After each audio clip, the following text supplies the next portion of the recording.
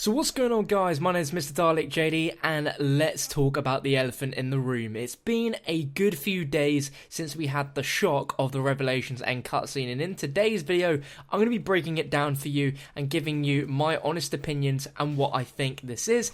And as you've seen from the title, I believe that this is not the end of the storyline with our four beloved characters. There is no way that it's going to end, and I'll be explaining exactly why. Now, let me know your honest opinions on the ending in the comment section, and also let me know if your opinions changed when you get to the end of the video. If you do enjoy it as well and you want to, then go ahead and drop a like. Let's get into this. So since the very beginning of our origin storyline, Treyarch have been dropping hints here and there at the idea of there being a cycle. It may have been quite obvious to some, you may have noticed it at some points and may have just brushed it off and forgotten about it, but it's been there ever since Origins. Here is one very cheeky quote from Samantha speaking directly to Richtofen. You don't even remember how long this has been going on. How long we have been trapped here. How long we've been trapped here. Now that is a pure significant point right there as to how all of our characters have been continuously doing this in a cycle. Samantha somehow knows and recollects of this happening multiple times over. We then go to the Giant, where we have some radios where Dempsey is talking to another version of himself which he knows is going to visit at some point, as well as Nikolai saying how he's killed 3 Nikolais already. And the other Richtofen deaths can be seen in the Takio's memory trailer. So with those 3 bits of evidence, we jump into Revelations and we end the map by getting Paradoxical Prologue. This is a very interesting name for a achievement because it's the intro to the story, so prologue makes sense. And the paradoxical part could be the fact about this cycle. Now, this isn't the first time that we've heard about a cycle or a loop in the zombie storyline. In Mob of the Dead, we had the crew going through an infinite loop where they died over and over, only to restart after each death in the exact same place. Jason Blundell has said time and time again about how Mob of the Dead is such a significant map, and after Revelations, with the very small fraction of Mob of the Dead that we got on the map, it didn't really explain how that was significant. But maybe he wasn't talking about the actual contents of the map itself, but rather the idea of the loop. I'll jump more into the idea of the cycle and the loop and more evidence in a little bit, but I want to first focus on the contents of the end cutscene itself and the speech that was exchanged between Dr. Monty and Richtofen. Before we actually get into it, I'm very surprised that there was very little speech from Richtofen, and the fact there was none from the other characters as well. It is very strange. Going straight back to Zetsubo no Shima, our characters each collect a set of blood vials each, and Richtofen says they are an insurance policy in case they don't like where they end up. Now, there's a very interesting quote in Revelations from Richtofen that says, "When I killed myself, I felt nothing. When we killed Dempsey, I felt something. When we killed Takio, I knew I had to save them." Now, when Richtofen says, "I was wondering when you'd bring this up," he says that with a slight hint of disappointment. Monty replies saying they're from realities we've already closed off. These shouldn't be here. They can't be here. So now we know with those blood vials, if the characters did not possess them, then they would all be dead. And if Richtofen didn't feel bad for them, he would be the only one still alive at the end of Revelations. Now here's the funny thing. Why does Richtofen sound so disappointed at the end? We've, fixed everything. The war's over. This perfect world has been created and everything seems to be fine. There definitely seems to be something that Richtofen and Dempsey agree on, because they look at each other before Richtofen delivers that line, and that the blood vials are even more important than what Monty says they are, as it shows that potentially now they have the access for them to still be alive. They've now had that taken away from them by Monty, and that they've possibly made the wrong choice. Another little bit of evidence to back this up is the fact that Takio and Nikolai both acknowledge each other and seemingly about to make a move to kill Monty, only to be interrupted by Richtofen's suggestion. Now up to this point, Dr. Monty hasn't given our group a reason to go against him, to think that he's a bad person. He's seemingly been quite nice. Well, that isn't the case at all, because let's think about it logically. Those blood vials allow them to exist even though those other dimensions were already closed off. But the blood vials still exist right there and then, as well as all of them, because the dimension from which the blood came from, the time, the events, they still happen at some point one way or another during this cycle. But if they truly got rid of everything every little inch, every scrap of existence that belonged to them in that dimension, then the group would be gone along with the blood. And it's only until the characters start disappearing out of that dimension's existence that they finally realise. And then we get brought back to premise. At this point onwards, if you think the story is over, then it is literally only just beginning. On the day of release of Revelations, a Cypher was found, and in that it talks about an unknown character being the last of us, but will soon be joining them as he is dying. He talks about hoping that their actions don't bite this universe in the arse, and that Dr. Monty won't be able to find them now that they're all dead, and how the children will be safe now that they are dead. Now, it's not exactly clear, but we believe that this is a note from Dempsey, and the way it says this universe and talks about Monty as if he's hunting the crew leads me to think that this takes place after the cycle has been broken. It's also very interesting that he mentions that the children will be safe away from Monty. Just that bit there goes everything against what happened in Revelations and the entire Black Ops 3 story arc on trying to save the children, and him having this house where the children will be safe in his perfect world. The fact that this Cypher speaks of events we haven't even seen or heard about just paints the picture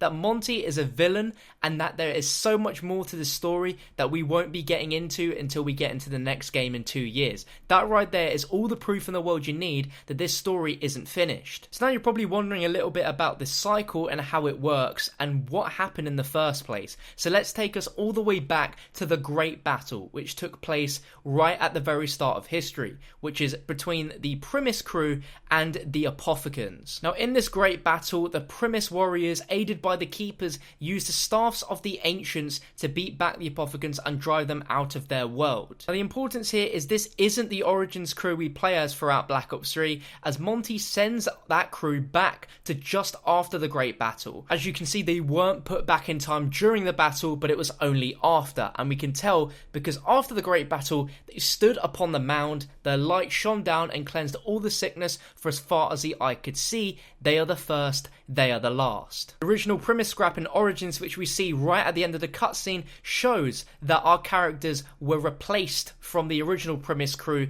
and the Origins crew start their journey all the way back in time right there and then. You may be wondering, what the heck do the Origins crew do after this? Well, there's a Cypher which lets us know that during the Great Battle, the Primus crew were joined by 2 additional people, one of them being the King of Der Eisendrache. And that Cypher also tells us that the characters disappeared long after they claimed victory, never to be heard from again. The last thing they told him was to build his castle in this very location before they disappeared, and we know that that is Der Eisendrache. Now, looking at the end cutscene, we can see the mound from Origins, so it's fair to say that the Great Battle actually took place in Origins, and large Element 115 deposits were left behind, later discovered by Group 935 in World War I. The Wolf King creates his castle in Der Eisendrache, and Element 115 deposits are left behind there, rediscovered in World War II. There's also some history on the island of Pompeii, where the Keeper Nan Satwe sacrifices himself so the locals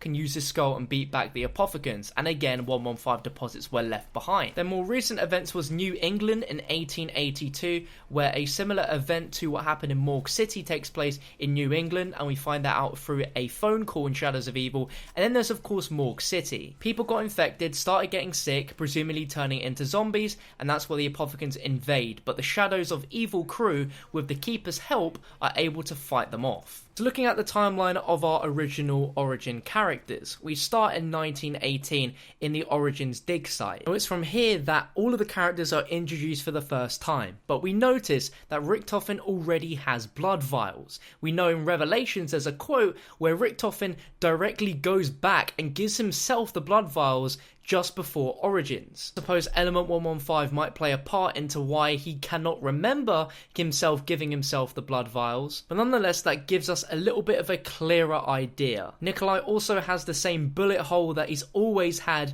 and he gets from Gorad Krovi, and why is that? Because there is a cycle. Now the Giant is where things get extremely exciting. Richtofen kills his future self and Dempsey exclaims, "I thought we were done with this." Now that to me is him definitely talking about the cycle, or done with killing themselves rather so than with this previous mission. If that wasn't enough to go by, there's a radio again which I mentioned earlier of Nikolai killing other Richtophens, saying I thought we were done with this, and Dempsey mentions in a radio to himself that there is a beacon which causes people to go bold. But we're led to believe throughout the rest of the story that the rest of the crew has never met Dr. Maxis or Dr. Monty. So how does Dempsey know about this beacon? Well, that's because he's been here already and that there is this cycle. Everything has happened before and it's going to happen again and again and again, just like it already has. Attack Hero Memories trailer is the closest thing we're going to get to showing off just how many times this cycle has been going on and on with our characters, as you see so many different deaths. And it seems that every time the crew is working to undo it by helping their next incarnation. If that still wasn't enough evidence, even Sophia mentions at the end of the Easter egg that the paradox must be resolved, the loop must be closed. And as with that ending, the loop definitely wasn't closed because they were sent all the way back to Primus, where things are going to follow exactly as it's just happened. With that Dempsey Cypher that I mentioned earlier, there is definitely something else happening here, something which we quite don't understand and probably won't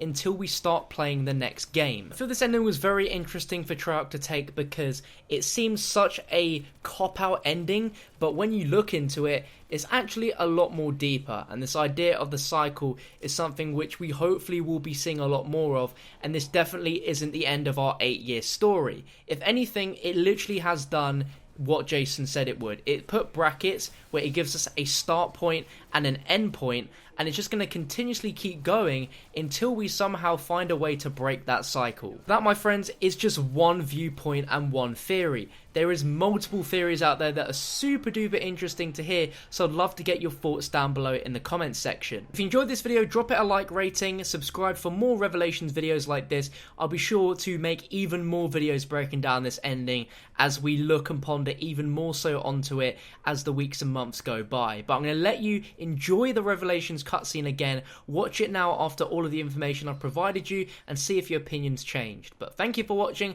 I'll catch you another one soon. Sophia. Maxis. You know what we must do, my dear. Yes, my love. We will do it together. As one we are. Now and forever.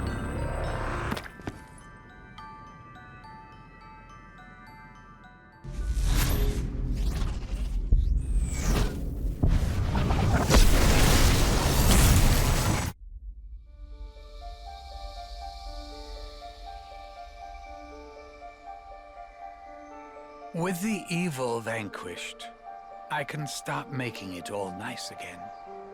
No undead, no apothecons, no shadow man. All of it gone. Forever. But here's the funny thing. You snowflakes shouldn't even still be here. You should be fading out of existence by now. Those blood vials. I was wondering when you'd bring this up. They're from realities we've already closed off. They shouldn't be here. They can't be here.